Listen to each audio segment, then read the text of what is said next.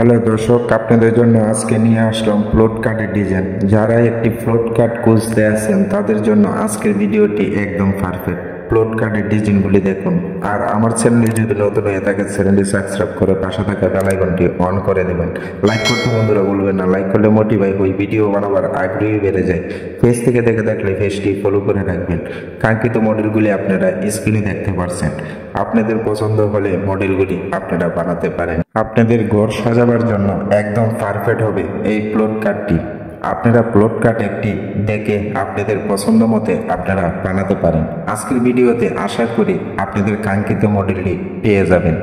অসংখ্য ডিজাইন নিয়ে চলে আসলাম আজকের ভিডিওতে। সুন্দর সুন্দর ডিজাইনগুলি আপনারা স্ক্রিনে দেখতে পাচ্ছেন। আপনাদেরকে আমি বলবো, যদি ঘর সাজাতে চান এই ভিডিও থেকে একটি ফ্লোট কার্ড আপনারা চয়েস করে আপনাদের ডাইনিং রুম হোক, আপনাদের বেডরুম হোক, যে কোনো জায়গাতে আপনারা যদি সেট করেন আপনাদের রুমের পরিবেশটাই সৌন্দর্য বেড়ে যাবে। আমি আপনাদেরকে বলবো, একটি এখনই পছন্দ করে স্ক্রিনশট দিয়ে রাখুন, আর নয়তো ভিডিওটি শেয়ার করে আপনি ফোনেতে রাখতে পারেন। আপনার সম্মুখে আপনি এই ফ্লোট কার্ডটি বানিয়ে নেবেন। অল্প প্রাইজের মধ্যেই আপনারা এই ফ্লোট কার্ডগুলি আপনারা বানাতে পারবেন।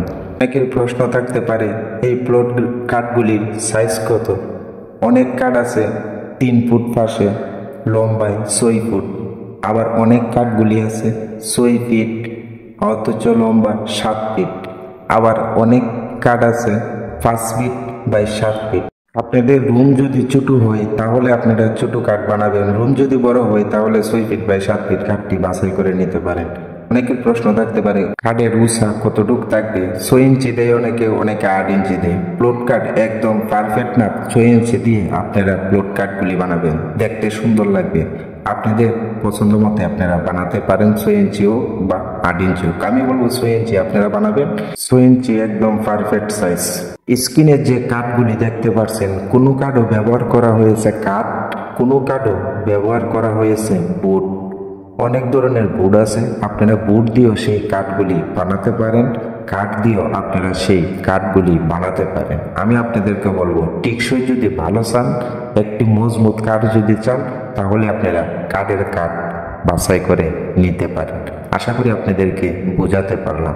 ফার্নিচার সম্পর্কে A to Z কোনো কিছু যদি জানতে চান আমার কাছ থেকে, প্রাইস থেকে ধরে A to Z আমার কাছ থেকে জেনে নিতে পারেন। একটি কমেন্টের মধ্যে আমার কাছে কমেন্ট করবেন, আপনাদেরকে সঠিক প্রশ্নের উত্তরটুকু আমি দিয়ে দেব। কাঠ ফার্নিচারের অন্য কোনো ডিজাইন যদি দেখতে চান তাহলে আমার চ্যানেলটি ঘুরে আসতে পারেন, অসংখ্য ডিজাইন পেয়ে যাবেন।